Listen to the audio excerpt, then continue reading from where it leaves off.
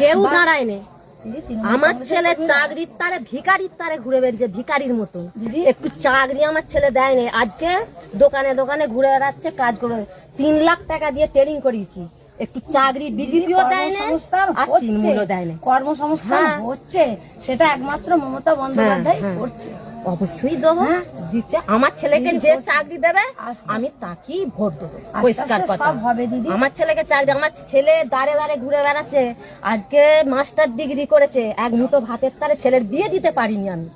ছেলের আমি বিয়ে দিতে পারিনি, ঘর দুয়ার করেছি খেটে খেটে, আমার স্বামী মাঠে খাটে। এবার বুঝতে পারছেন তো, গত 15 বছরে আমাদের পশ্চিম বাংলাকে, আমাদের পশ্চিম বাংলার সরকার, তৃণমূলের সরকার কোন জায়গায় নিয়ে এসেছে।